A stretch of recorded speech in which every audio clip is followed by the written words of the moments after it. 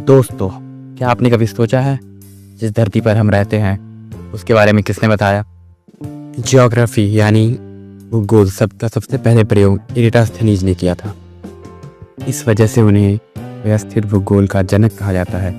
लेकिन कहानी यहाँ खत्म नहीं होती। हमारा पूरा अस्तित्व, ये तारे, ये ग्रह सब मिलकर बताते हैं ब्रह्मांड यानी यूनिवर्स।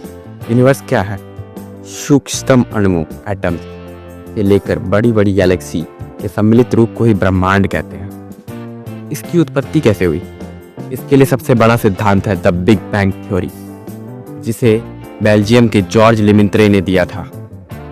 चलिए जानते हैं इस धमाके के पीछे का सच। अब बात करते हैं उस महाविस्फोट की जिसने सब कुछ बदल दिया। बिग बैंग थ्योरी कहती है शुरुआत में सब कुछ एक छोटे से बिंदु यानी पॉइंट में समाया था, जिसका टेम्परेचर और डेंसिटी अनंत इन्फिनिटी था। आज से लगभग 13.7 अरब साल पहले एक भयानक विस्फोट हुआ, जिससे पदार्थ चारों तरफ फैल गया। इसके 10.5 अरब साल बाद यानी 4.5 अरब साल पहले हमारा सौर मंडल यानी सोलर सिस्टम बना।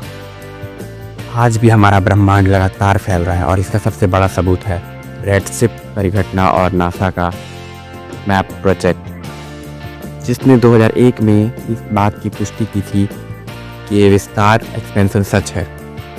ब्रह्मांड के इन अनसुलझे रहस्यों को जानने के लिए 2010 में एक बड़ा प्रयोग किया गया।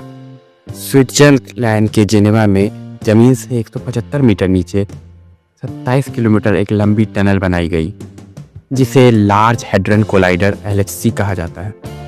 यहाँ साइंटिस्ट ने प्रोटॉन बीम को लाइट की स्पीड से टकराया ताकि हिग्स बोसन यानी गॉड पार्टिकल का पता लगाया जा सके।